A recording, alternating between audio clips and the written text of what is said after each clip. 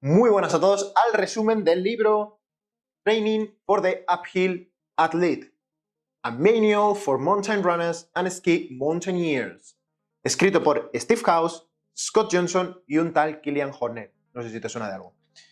Bueno, este libro es una puñetera pasada. Os lo digo de verdad, este es uno de los libros de los que más he aprendido. Puede ser muy denso, habla mucho de fisionomía, fisiología, etcétera, etcétera, o sea que puede ser un poco pesado para el corredor medio, pero básicamente explica todos los requerimientos, todas las necesidades que tiene un runner o una persona para construir esta base aeróbica y cuáles son los límites de cada uno de ellos, ¿no? La parte más importante de la que habla, y creo que es la parte vital y central de este libro, y es una parte que tienes que entender mucho, es un famoso trípode. ¿De acuerdo? Este famoso trípode se compone del volumen de oxígeno máximo, se compone de la economía de movimiento y se compone del umbral de lactato, ¿vale? Según estos autores, estos tres componentes van a ser los que dictaminen tu éxito deportivo en deportes de resistencia, ¿de acuerdo? De estos tres, vamos a empezar con el primero, el volumen de oxígeno máximo. El volumen de oxígeno máximo se puede trabajar, ¿sí? Pero está capado. Básicamente está predeterminado por tu genética. Se termina de desarrollar aproximadamente en la adolescencia y a partir de ahí va a ser muy difícil, si no prácticamente imposible, mejorarlo una vez que llenes un buen nivel. Volvemos al mismo, si tú no tienes un buen nivel, estás empezando a entrenar, por supuesto este volumen de oxígeno va a subir muchísimo.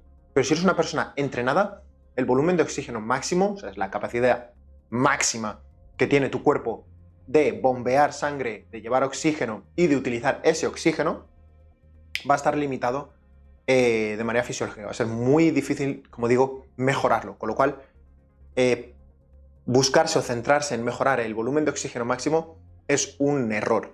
Hay varios libros, no voy a nombrarlos hoy porque no es necesario, estamos pendientes de este libro, de Training the Uphill Athlete, pero te explica cómo centrarse en mejorar el volumen de oxígeno máximo es un error de corredores y básicamente viene dado por la utilización de este método del volumen de oxígeno máximo en el tema universitario, ¿de acuerdo? Se desarrolló a principios de siglo, entonces fue una de las primeras mediciones que se inventaron, se crearon o se descubrieron para medir la capacidad aeróbica o medir la capacidad, digamos, de determinados atletas.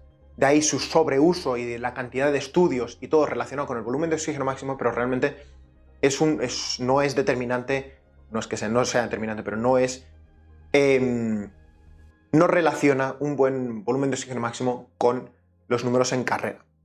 Si bien es cierto que los atletas a primer nivel tienen un volumen de oxígeno máximo mayor que la media, dentro de estos atletas de primer nivel no gana el que tiene el volumen de oxígeno máximo más alto. De hecho, hay corredores. En el libro nombra, por ejemplo, un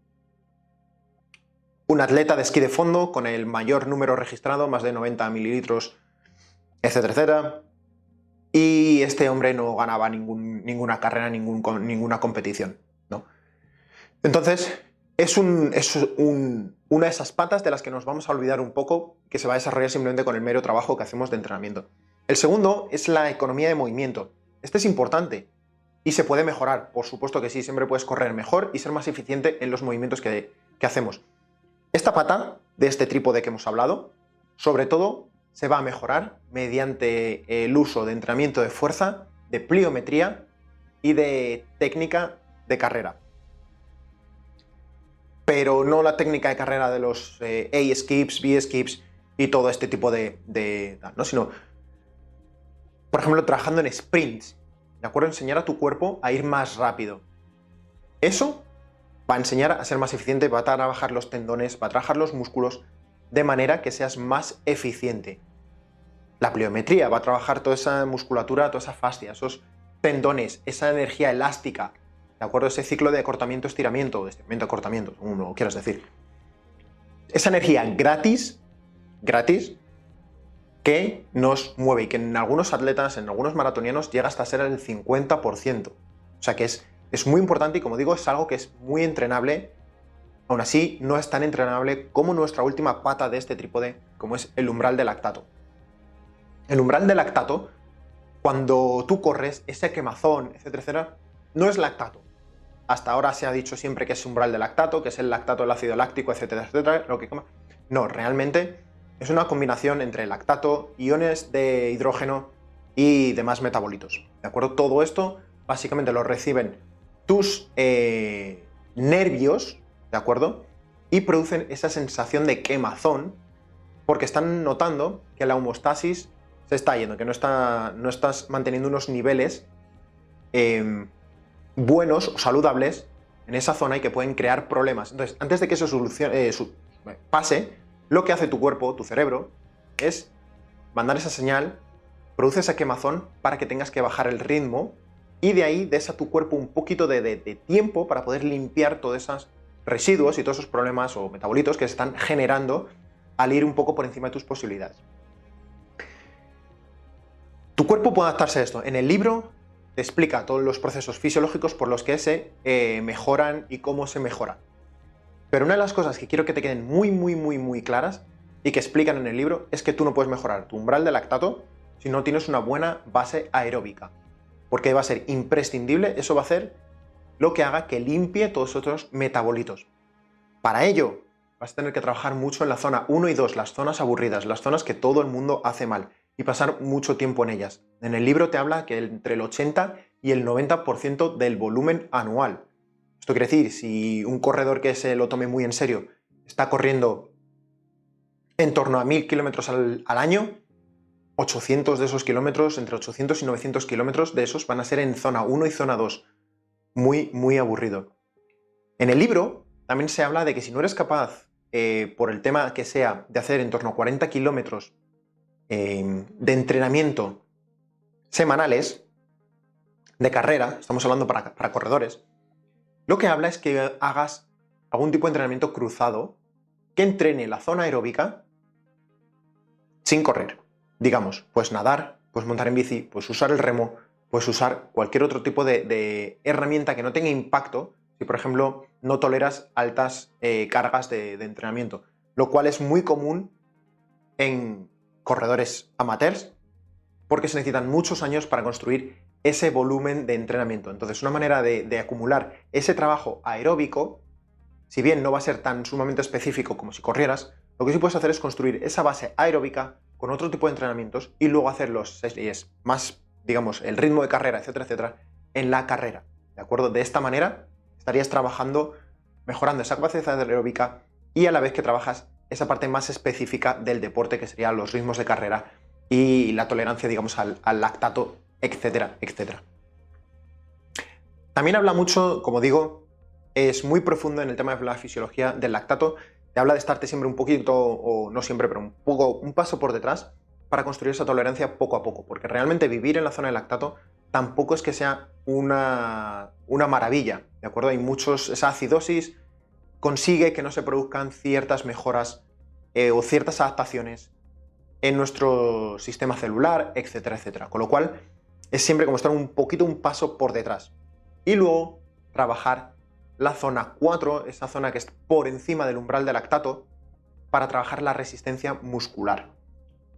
En muchos runners, y esto lo he visto personalmente, si tú intentas hacer una zona 4 y tus piernas se cansan antes que tus pulmones, tu corazón notas que va normal, la respiración va normal, pero tus piernas no te dejan, es una falta clara de fuerza y de resistencia muscular en las piernas. Esto se puede trabajar trabajando en estas zonas, pero como hemos dicho, no debemos abusar de este tipo de kilometraje o de este tipo de sesiones, con lo cual una manera muy buena de trabajar esto es mediante el entrenamiento de fuerza. Para mejorar esa resistencia muscular siempre se pueden hacer circuitos de resistencia muscular en el gimnasio. De esta manera, cuando estés haciendo tus series de zona 4, las piernas y tu sistema cardiovascular, tus pulmones y tu corazón irán más o menos a la par, ¿de acuerdo?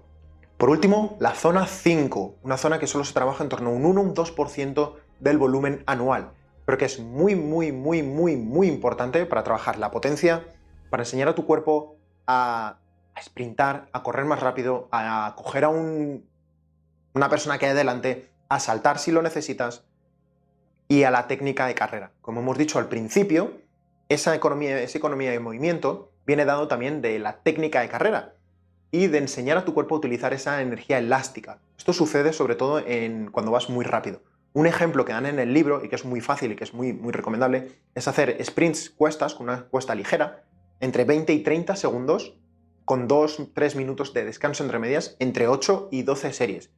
Tu cuerpo te va a decir cuándo has tenido suficiente. Esto va a trabajar esa potencia muscular, esa resistencia muscular y trabajo de fuerza específico para la carrera. Como digo, sprint en cuesta, entre 20 y 30 segundos, esto es maravilloso. También puedes hacer sprints más cortos, por supuesto, trabajar mucho más potencia y mucho más fuerza, pero si tu plan es hacer maratones, medias maratones, esta fuerza-resistencia de entre 20 y 30 segundos es suficiente para enseñar a correr rápido y a coger esa energía elástica o aprender a usar esa energía elástica. Como digo, para mí es un libro en el que yo le califico, es un top 3 de mis libros de running por cómo explica todo, por la calidad del contenido, porque siempre se dice, siempre escuchas que la zona 1 y la zona 2 son muy importantes, pero no sabes muy bien por qué. Este libro te lo va a explicar clarísimamente y te va a quedar muy claro de que no estás pasando el suficientemente tiempo en esa zona y que probablemente si crees que lo estás haciendo, quizá lo estés haciendo mal. ¿De acuerdo?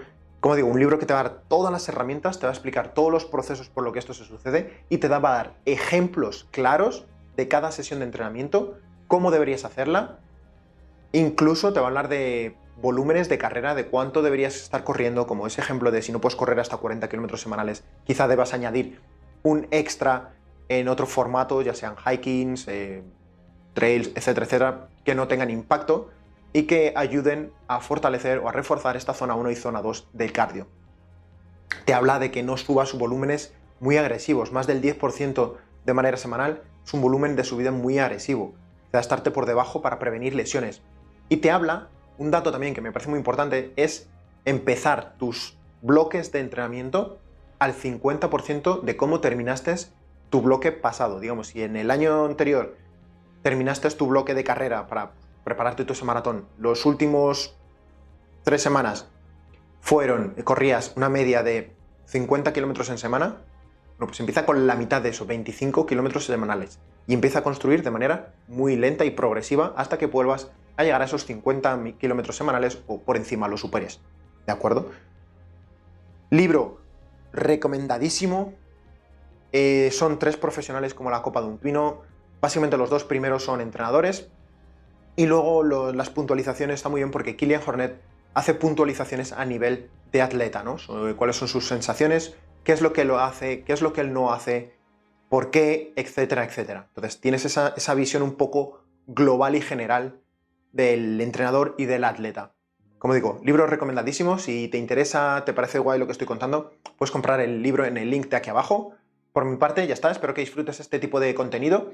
Si te gusta, compártelo. Escríbeme un comentario, mándame un email, dímelo en Instagram, porque, oye, si mola, puedo seguir haciendo resúmenes de libros de carrera para que, oye, si libros que no conozcas, los conozcas, o libros en los que estés interesado, pues lo escuches un poco, ¿no? Y a lo mejor te haga dar el paso de comprarlo o te decidas que a lo mejor ese no es el libro para ti. Sin más, chicos, me despido de vosotros. Un saludo grande. Feliz running. Adiós.